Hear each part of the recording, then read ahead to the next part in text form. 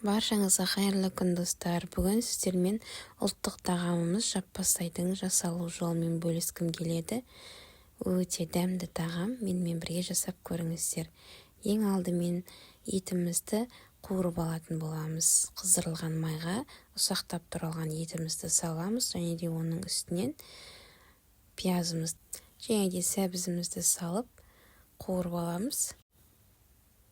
Бұлғап араластырып аламыз да, содан соң картошкамызды салып, жақсылап араластырып алып, тәтті бұрышымызды және де қызанақты салып, дәміне қарай тұз, өзіңізге ұнаған жаңағыдай приправалар, дәмдеуіштерді қосып, жақсылап араластырып, қуырамыз да, үстінен қайнаған суымызды құйып, бір қайнағаннан кейін астын жай отқа қойып пісіріп алатын боламыз.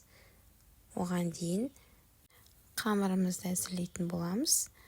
Суымызға тұзымызды және де бір жұмыртқамызды салып, жақсылап араластырып, нан илейтін боламыз.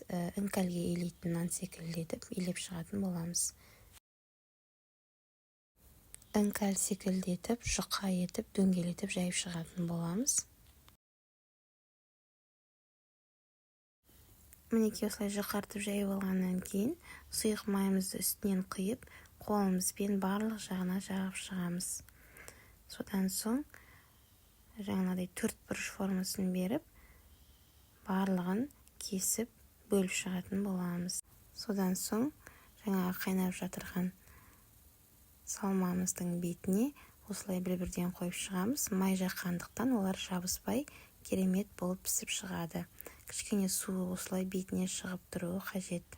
Шамамен 20 минутта пісіп шығатын болады. Мінекей жаппасай тағамымыз дайын болды. Алдымен осылай үлкен табағымызға жан-жағына қамырын, яғни нанын қойып шығатын боламыз. Іңкәлін, содан соң ортасына салмасын салатын боламыз. Менімен бірге болғаныңызға рахмет. Сіздер де дайындап көріңіздер, өте дәмді болып шығады. Каналыма тіркелмеген болсаңыз, тіркеліп, мені қолдап кетіңіз. Сау болыңыз.